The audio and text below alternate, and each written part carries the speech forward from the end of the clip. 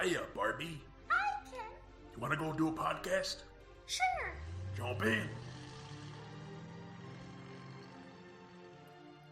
Ladies and gentlemen, fillies and gentlecolts, dragons of all ages, and everyone else, welcome to Pondering Pony. I'm your host, John, and with me I have my co-host. I drank so much gin I'm going to explode. I told you to take it easy, your bumbleness. Too much of a good thing makes it bad. Spare me the wisdom of your philosophy, Jay, and remove my slippers. Anyway, this is a podcast about toy media franchises, 2000s nostalgia, and whatever else we want to talk about. And this week we are here with more Generation 1 of My Little Pony, with My Little Pony and Friends, The End of Flutter Valley, parts 1 through 10. Yes, officially starting the show. Yeah, and ending Flutter Valley, apparently. I guess. Done. It's over. No more Flutter Valley. Yeah. Yeah. So, a bit of like history about this show. So it came out about 3 months after the movie. So, we can kind of tell from the first few episodes is a little bit more of a continuation. Officially, this show is called My Little Pony, though it aired on the programming block called My Little Pony and Friends, because they would just combine a bunch of different shows and for like a half-hour thing. And so the N Friends part of this would have been shows such as the Glow Friends, Moon Dreamers, and the Potato Head Kids. So, okay, yeah. I mean, this show is mostly called Pony and Friends, but yeah, it is officially on legal documents. It's just My Little Pony. So, yeah. Okay, yeah. Well, yeah, this was released September 15 through 26, 1986. We have a whole lot of credited directors here. Warren Batchelder, Bob Miller, Brad Case, Joan Case, Rudy Cataldi, Jerry Chinique, Charlie Downs, Lillian Evans, John Freeman, Milton Gray, Bob Kirk, Bob Knoll, Bob Mantz, Norm McCabe, Joe Morrison, Margaret Nichols, Spencer Peel, Karen Peterson, Stan Phillips, Tom Ray, Bob Treat, and Neil Warner. Yeah. IMDb is very helpful for this show because, too many names.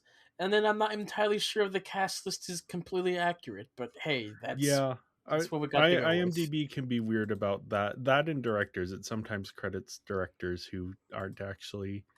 But yeah, I don't know about this. I should have really been noticing. I mean, the episode if you listeners know the correct answer, then blame IMDb if it's any wrong.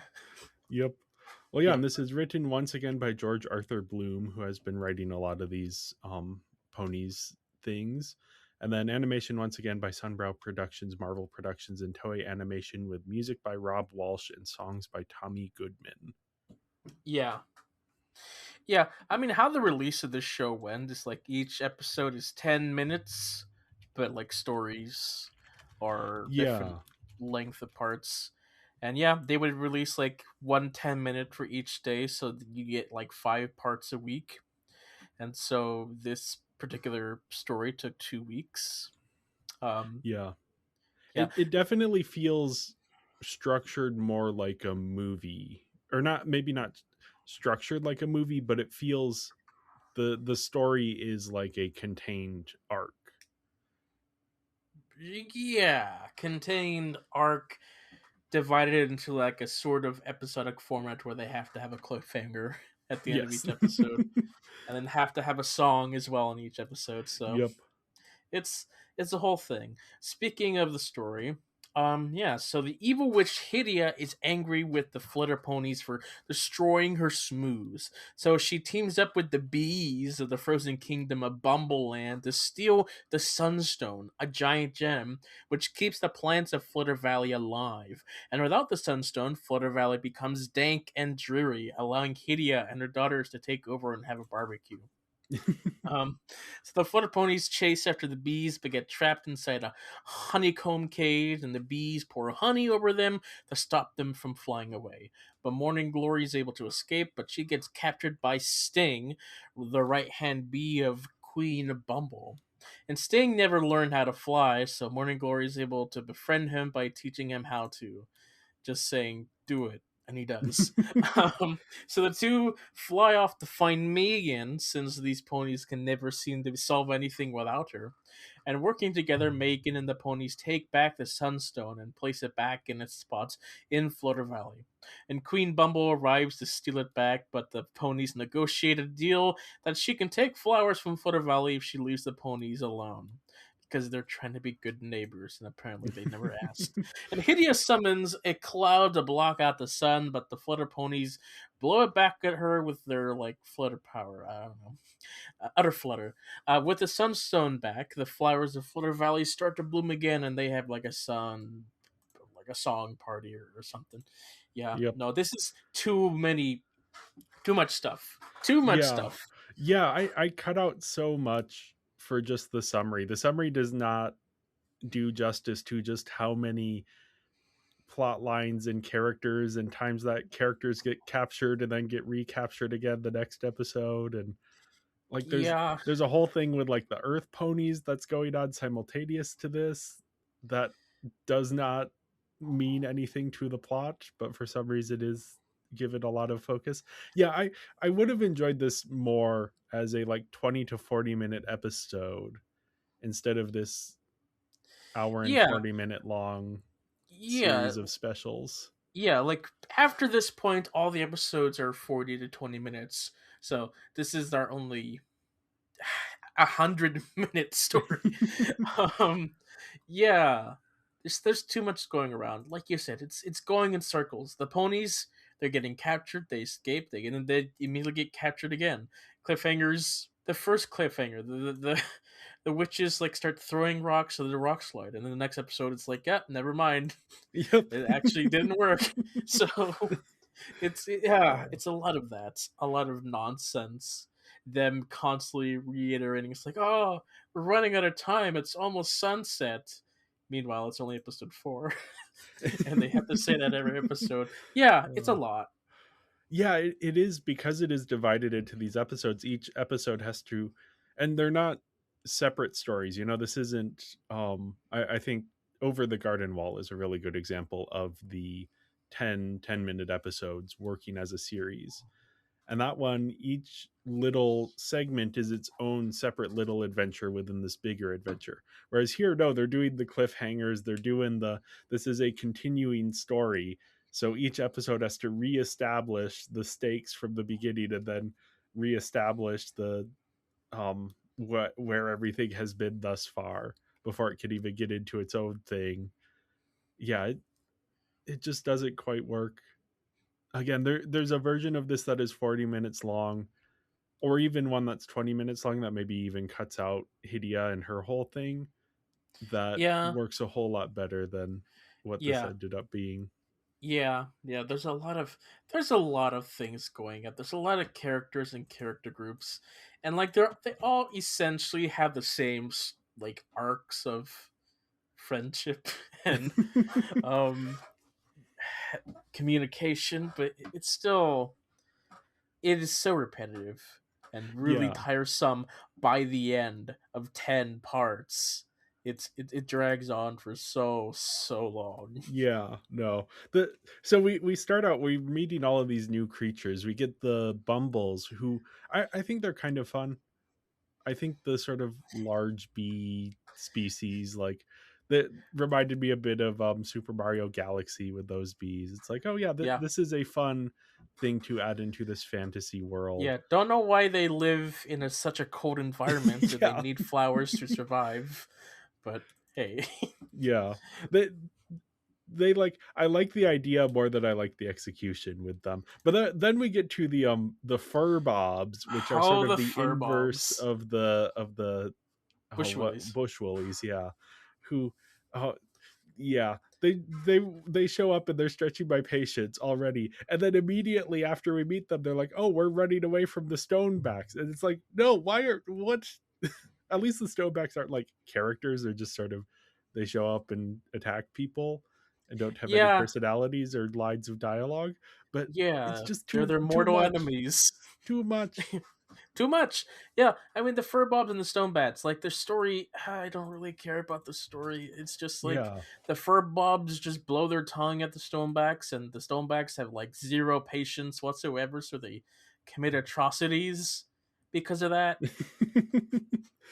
Yeah, it's, Yeah, again, it does, I mean, honestly, talking through this, it does kind of feel like these were maybe two separate episode ideas maybe. that kind of got squashed together a little bit with, hey, let's meet the Bumbles and hey, let's meet the Furbobs. And then because of whoever was in charge decided, oh, we want to do 100 minutes of 10-minute episodes, so that it has to kind of get squashed in together where it doesn't, it's just it's constantly cutting between these plot lines and none of them are interesting. Yeah, there's like four. There's many different groups. Like you have again, you have the Furbobs. They're one group. You have our our main ponies that we follow that are just screwing around, getting captured.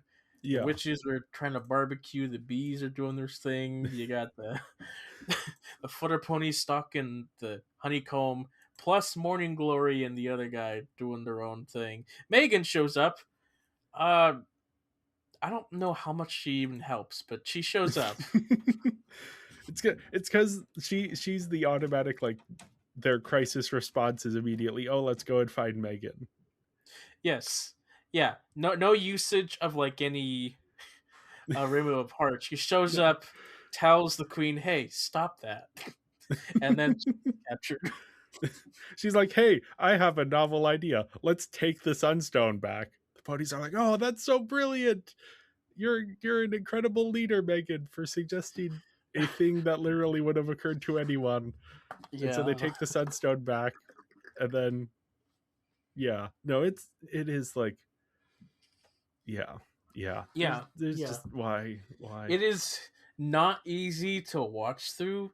It is not easy to rewatch unless you really, really love these episodes.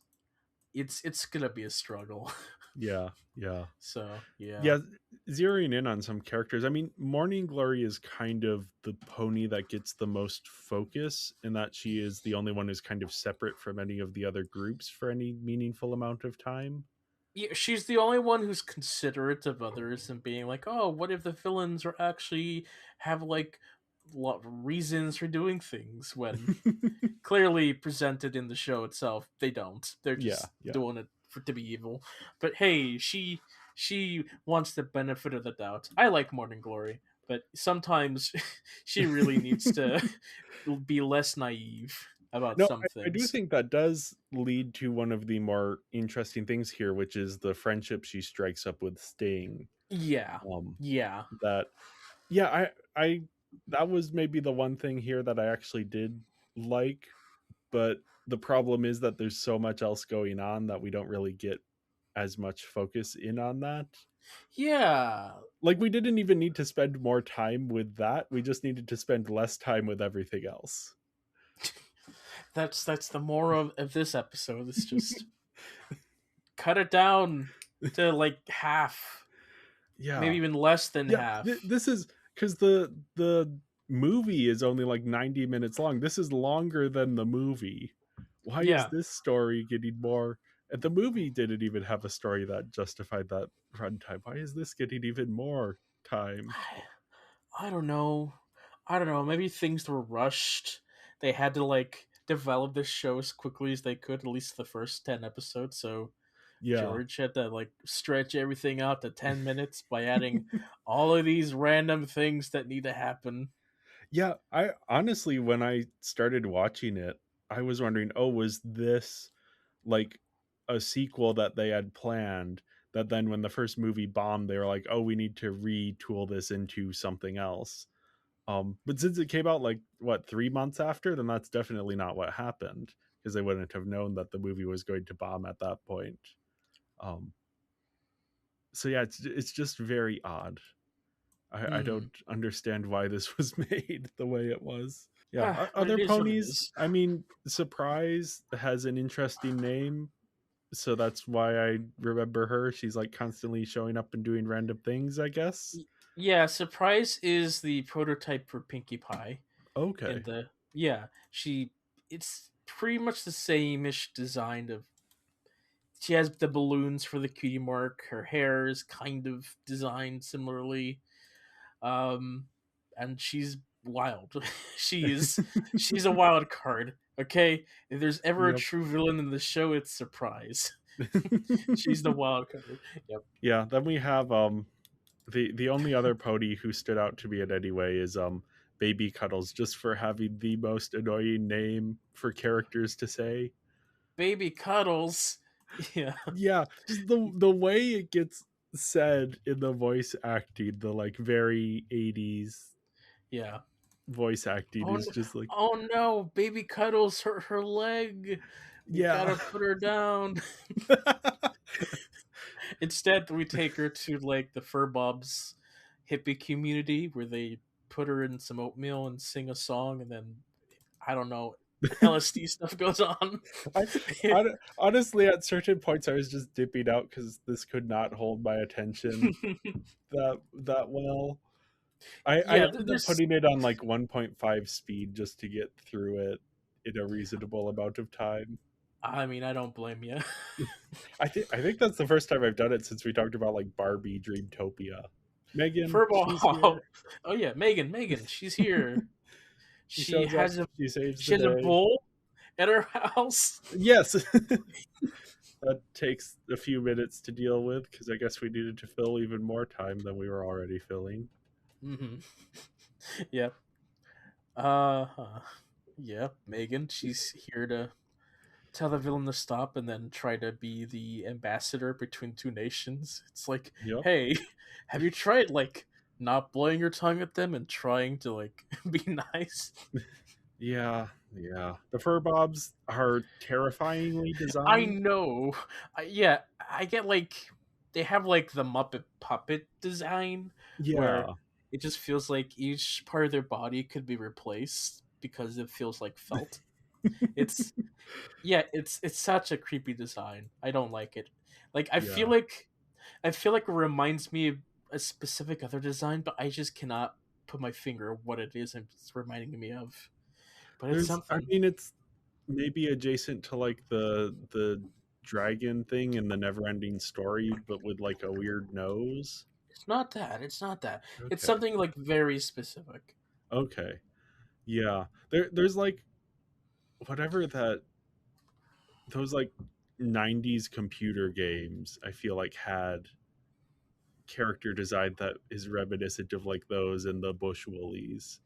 There Sure. was one of like I don't know, it was like a math game or something Hmm. that I always forget what it's called, but that, yeah. Anyway, they bad design. I don't like the fur bobs at all.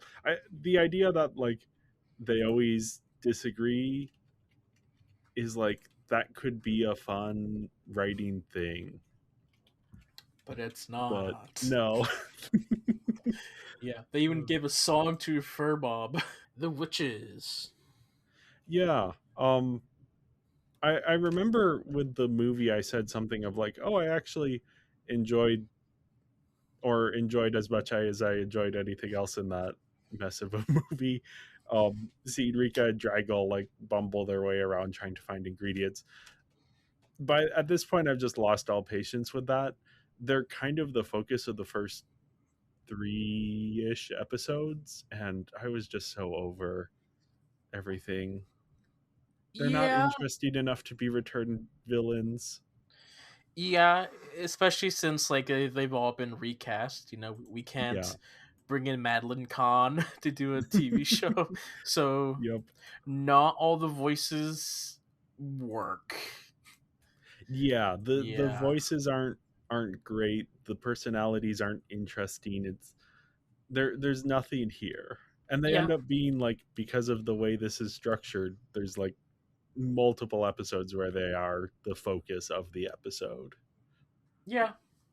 They're just doing their stuff. They're having a barbecue. Draggle gets tricked by the ponies into her own net. I mean, that was funny in its own way. Uh, still, The ponies being a little bit devious there in a way that they gee, usually aren't. that's too bad. Anyway, bye. Oh boy.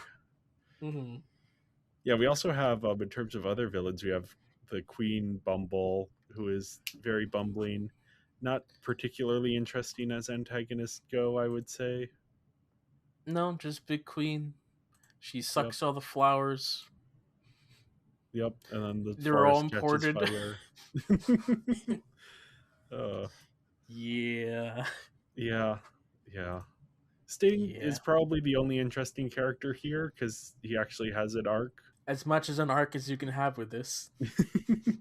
Yeah, he goes from working with the other Bumbles to be like, hey, maybe the ponies aren't that bad. He pulls a stinger out of his butt and uses it Yes. as a sword. Yeah. uh, Anyway, there's a lot of stuff like that that you just cannot question. And speaking of, I uh, guess, the visuals and animation, yeah, yeah, I was really noticing the cheapness this time around. Maybe it was just the version that I was watching, but there were a lot of frames where I was noticing like, oh, someone's ear just disappeared for a frame, or just very very obvious errors that make it clear that this was made very cheap and very quickly. yeah, yes, that is a very consistent issue with this show. I mean, pretty much every show of this time period has Yeah, this issues, but yeah, no, this, yeah, no, the animators for this show have always complained about how hard it is to like draw ponies. It's like, oh that man, yeah yeah, makes sense. yeah, makes sense. None of them ever have consistent designs, really. You get a bunch of weird and funny faces, and so that's fun for having animation errors. It's just all the weirdness, but yeah, Yeah, it's the thing is, like, yeah, when I am noticing errors, that starts to be a bit more of an issue. When the errors are that obvious that a first time viewer is catching them all. But I again, mean, that is like limitations of the medium, especially at the time where yeah, yeah, yeah. yeah. I do like It's seeing expected some of the time period, so like I can look past it and even just even enjoy. compared to like the movie and the other shorts, this is much more like there were more difficulties there that I noticed. Performances, I don't have much to say beyond just a general. I am finding the way the ponies are voiced increasingly annoying. Maybe you'll get used to it. We'll see. Yeah. It's the 80s thing. It's just it's very it gets a little grating after seeing it for this long. Yeah. Um so the voice cast, something you may not have noticed, but Megan got recast. Oh, okay. It's no longer whoever she was. It's now Bettina Bush, which you maybe or may not notice, but it's mainly noticeable whenever she sings, because yeah, the Yeah. previous Megan will like belt out into like a fabulous song. This one not so much. Hydia, voiced by Tress MacNeille, a very well known voice actress. Uh, you have probably heard her and stuff. Okay. I'll probably say that. She voices Hydia. I think she does a really good job as Hydia. Okay. Yeah, I probably heard her in something before, looking just very briefly. Yeah, there's characters here that aren't in here. Looking at the cast list, like Molly and Danny, they were not here, but they're credited. Ugh, IMDb, come on. I get it. The credits are not very helpful because they don't actually list things properly, Yeah, yeah. so it's hard to know. Ah, man. As for like the music and stuff, the opening song, hearing that 10 times in a row, Yeah, yeah. I did start skipping it eventually because I was like, oh, this is not even 10 times in a row because they play it at the end as well. So it's 20 times in a row. Yeah, but the end doesn't have the lyrics. It's just No. the music itself. Yeah. Like, Honestly, yeah, I don't each know if any episode of them. has a song. Some songs are two parts. Yeah. Yeah. I don't know that any of them really jumped out to me as particularly anything. I like Stretch Yourself to the Limit, which is the Okay. one where it's the Morning Glory and Sting song. That's the one Yeah. song from this that I really like. Yeah, that's maybe it. it it helps that that is the one that is connected with the most interesting of the character arcs. The only of the character arcs. Yeah, it's also like the more interesting sounding song musically. Okay, yeah. Yeah, Yeah, I can't yeah. say that the music really stood out to me much. I was already just kind of over it by the time they Mm, started singing the yeah. first time. Naming the songs are From the Sun, Oh Family, Dark and Dirty, Nature's in Harmony, Stretch Yourself, How Can I Be a Hero, Pony Magic, and Imagine You Were Friends. Yep. Not as much to talk about this one, even though it's the No. longest thing. I mean, we could talk forever, but like we don't really want to. I honestly don't have much to say about this. Again, after the first episode or so, I was just like, "Oh, I just don't care about any of this." Yeah, yeah, that's kind of my sentiments about it. Uh you can watch my reactions to these episodes on YouTube. I mean, Yeah. yeah. I don't know what else to say. Do you have anything else to say about this short this short episode? No, not really. Can't say I Um do. yeah. Sorry if you're a really big fan of this episode, listeners. We just there's only so much that we could come up with, I Yeah. guess. Yeah. This is just one of those that just does not it did not hold my attention at all. Mm-hmm. I Yeah. don't even have any Hopefully, tangents for us to go down. yeah, no tangents really. I mean, I mean, yeah, plus you're not really noticing too many of the ponies. Like, yeah, we have more Gusty, more Fizzy. Fizzy makes balloons, Gusty can blow some wind. Then Buttons can do whatever. You don't know who Yeah. those ponies Yeah. are, do you? No, I there's too many ponies for me to keep track of any of them. Mm, You yeah. give me like a few to focus on that are showing up and have distinct personalities, and then I'm like, okay, I got this.